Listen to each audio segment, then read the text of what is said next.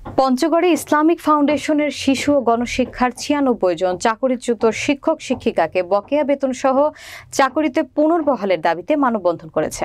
বিস্তারিত থাকছে পঞ্চগড় প্রতিনিধি রুবেল ইসলামের প্রতিবেদনে।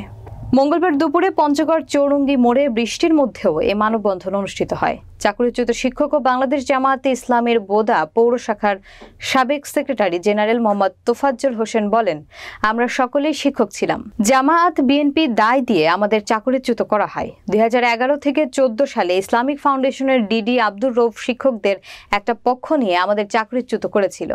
আমরা বকেয়া বেতন সহ শিক্ষকতা ফিরিয়ে পেতে চাই। ইসলামিক ফাউন্ডেশনের ডিডির দৃষ্টি আকর্ষণ করে বলেন, আগে যা বাড়াবাড়ি করেছেন এখন আর সে বাড়াবাড়ির সুযোগ দেওয়া হবে না।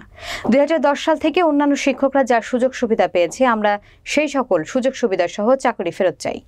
এ সময় চাকরিচ্যুত শিক্ষকদের মধ্যে উপস্থিত ছিলেন আফজাল হোসেন, দুলাল ইসলাম, সাইদুর রহমান, রেজাউল করিম, আনার কলি, হাফেজ মোহাম্মদ হেলাল উদ্দিন, জাহিদুল ইসলাম, আফজাল হোসেন সহ অনেকে।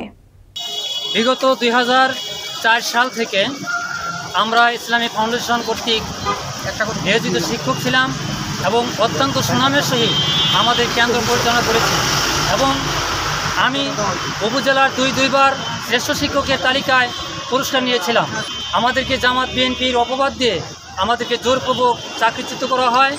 আমরা আজকে বৈষম্য বিরোধী ছাত্র আন্দোলনের মাধ্যমে যে স্বৈরাচারের পতন হয়েছে তারপর থেকেই আমরা আমাদের চাকরি পুনর্বহাল চাই এবং বকেয়া বেতন সহ আমাদের কর্মস্থলে ফিরে যেতে চাই। এই জোর দাবি বাংলাদেশ সকল প্রশাসনিক এবং বর্তমান অন্তর্বর্তী সরকারের কাছে আমাদের জোর দাবি।